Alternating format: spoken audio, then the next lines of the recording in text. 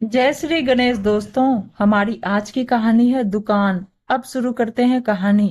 काजल बहू, 2 दिन बाद रिंकी आ रही है। कमरे की सफाई कर देना और रसोई का सारा सामान बाजार से मंगवा लेना। शरबत की बोतल, आइसक्रीम जमाने के बर्तन भी निकाल लेना।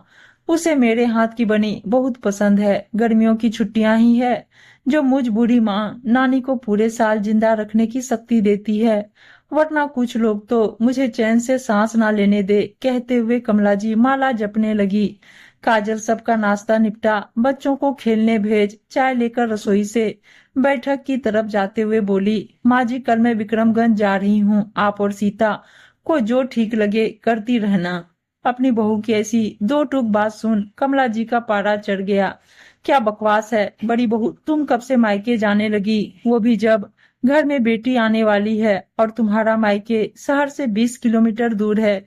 कभी भी चली जाना, मैं कौन सा तुम्हें रोकती हूँ। गुस्से से हाथ नचाते हुए बोली काजल। सोफे पर आराम से बैठ चाय सुरखते हुए बोली, पहली बात मैं आपको पूछ नहीं रही, बता रही हूँ कि कल मैं मायके जा रही हूँ। और दूसरा, मैंने अपनी सास और ननद रानी के लिए इन 10 सालों में ऐसा किया ही क्या है जो मैं उनके लिए रुकूं।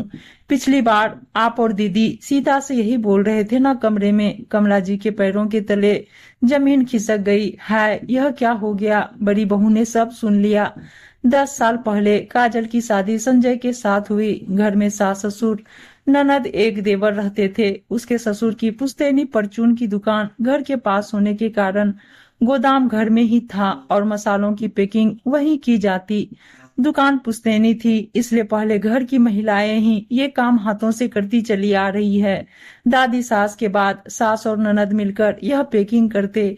मगर जब से काजल घर में बहू बनकर आई, कमला जी ने बड़े लाड से गोदाम के दरवाजे पर रोली हल्दी से उसके हाथों के छापे लगवा बोली, बहू रानी आज से यह सब तेरा, तू ही यहाँ की मालकिन है। काजल फूली नहीं समाई। एक तरफ जहाँ सास लोग अपनी सत्ता डोलने के डर से बहू को जूते की नोक पर रखती हैं, वहीं उसे घर की रानी की उपाधि मिल गई। पर धीरे धीरे उसकी समझ में आने लगा कि उसे बड़ी चालाकी से घर की सारी जिम्मेदारियां सौंप दी गई है। सुबह 4 बजे से उठ मसाले पैक करती। पहले सास और ननद सिखाने आती थी, फिर धीरे धीरे उन्होंने भी आना छोड़ दिया। सारा दिन घर का काम निपटा, फिर रात में 12 बजे तक पैकिंग मशीन से पैकिंग करती। अगर वह मदद करने को बोले तो कहते, ऐसा भी कोई बड़ा काम नहीं है जो तुम कर ना पाओ। कुछ सालों में ननद की शादी हो गई। सारी जिम्मेदारी निभाने के बाद भी उसे कोई प्यार के दो मीठे बोल नहीं बोलता, उल्टा 4 बातें सुनाकर चला जाता। अब ननद भी मेहमान बनकर आने लगी। काम बढ़ता चला गया। काजल खुद मायके ना के बराबर जा पाती। दोनों बच्चों का भी मन करता कि नाना नानी के घर जाएं, पर 4 दिन रुक वापस आ जाती क्योंकि दुकान पर स्टॉक खत्म होने की नौबत आ जाती। ऐसे ही वक्त बीता। देवर की शादी हो गई। देवरानी के आते ही सबके सुर बदल गए। अब सासू माँ उसे कहती, नई बहू है, उसके खेलने खाने के दिन है, सब सीख जाएगी। बोल रसोई और गोदाम में पैकिंग के लिए जाने से रोक देती। देवरानी भी चालाक निकली। उसने काजल का सुबह 4 बजे से रात 12 बजे तक का शेड्यूल अच्छे से समझ लिया और सोचा, इस काम के जाल में फंसी तो कभी निकल नहीं पाऊंगी। इसलिए वह सास के आसपास चमचागिरी करती। अपने मायके से साड़ी गहने लाकर देती। मीठी मीठी बातें करते उनके आगे पीछे घूमती रहती। कभी पैर दबाने मालिश के नाम पर रसोई में कदम नहीं रखती। उसकी चालाकियां काजल सब समझ रही थी, पर पहले से ही घर, पति, बच्चे, दुकान की जिम्मेदारियां संभाल रही थी जो अचानक नहीं छोड़ी जा सकती थी।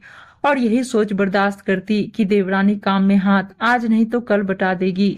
हद तो तब हो गई जब रिंकी पिछली बार मायके आई। पूरा समय नई भाभी के पीछे पीछे डोलती रही, जिसका फायदा उसने काम से बचने के लिए उठाया। सीता बोली, दीदी चलो मैं आपको बाजार घुमा लाती हूँ, तो कभी उन्हें पार्लर, सिनेमा घुमाने निकल जाती। रिंकी के बच्चों की जिम्मेदारी काजल पर छोड़ सास, देवरानी, ननद तीनों रोज कहीं न कहीं सैर सपाटे पर निकल पड़ती। एक बार झूठे मुंह नहीं पूछती कि तुम चलोगी क्या। आखिर घर की मालकिन है, वो घर छोड़ कैसे चल देगी। इसलिए पूछना ही क्यों, सास को ऐसा लगता। काजल सोचती, मालिक मालिक कहकर नौकर चौकीदार से कुछ ज्यादा हैसियत नहीं रखती है वो। ननद रिंकी जाने के लिए बैग लगा रही थी। सास और सीता भी कमरे में बैठी थी। तभी सीता दीदी यह लीजिए साड़ियाँ आपके लिए और जीजाजी के लिए पैंट शर्ट पीस, बच्चों के लिए खिलौने और लिफाफे। इतनी उपहार देख रिंकी बोली, माँ एक हमारी छोटी भाभी है, मेरा कितना ख्याल रखती है। एक वो बड़ी भाभी है जिसने कभी मेरे लिए ऐसा कुछ नहीं किया जिससे ननद को लगे हमारी खातिरदारी हो रही है। भाभी तो बस हमेशा मुंह लटकाए रसोई में लगी रहती है, जैसे कि कोई पहाड़ सर पर टूट पड़ा हो। हमारा आना उन्हें तकलीफ से भर देता है। तब कमला जी बोली, अब क्या करें बेटा, हर इंसान एक जैसा नहीं होता। बड़ी बहू रूखे स्वभाव की है, पर हमें खुश होना चाहिए। तुम्हारी छोटी भाभी बहुत अच्छी है। बाहर चाय की ट्रे लेकर खड़ी काजल वापस रसोई की तरफ चल दी और सोची, वाह, इतने सालों की तपस्या और सेवा का ये फल मिला है। मुझे घर दुकान के नाम पर जिम्मेदारी पकड़ा दी। सुबह से रात तक काम करती रही मैं। हर बार खुद अकेले चली जाती, दोनों माँ बेटी। मैं कहती तो बोलती घर खाली हो जाएगा, तुम नहीं जा सकती। रही लेन देन की बात, तो अपनी बेटी को देने के लिए संजय से पैसे लेती और सबसे कहती है, घर में तेरा मेरा क्या होता है, जो देना है बेटी को मैं दूंगी। जिसके चलते नाम हमेशा सास का हो जाता और भाभी कुछ नहीं देती। यही सोच आज ननद रिंकी बदनाम कर रही है। काजल, संजय की आवाज से उसकी तंद्रा टूटी। कल ड्राइवर सुबह आ जाएगा, तैयार रहना। दुकान से लौटते हुए मैंने बुकिंग कर दी है। तपाक से कमला जी बोली, बेटा ये कैसे जा सकती है, दुकान का काम अटक जाएगा और तेरी बहन रिंकी आ रही है तो रसोई कौन संभालेगा। माँ बस बहुत हुआ, ऐसे तो काजल कभी मायके जा ही नहीं पाएगी और ये घर की बहू है, कोलू का बेल नहीं जो हमेशा जोता ही जाएगा।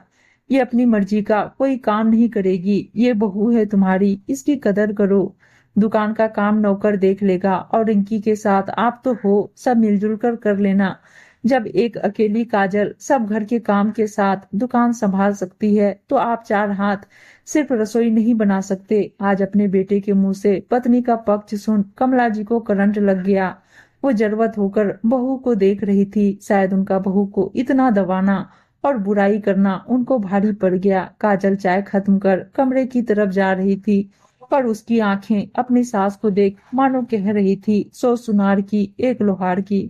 उम्मीद है दोस्तों कहानी अच्छी लगी होगी और अच्छी अच्छी कहानियां सुनने के लिए चैनल को सब्सक्राइब और वीडियो को लाइक शेयर जरूर कर दीजिएगा। धन्यवाद दोस्तों।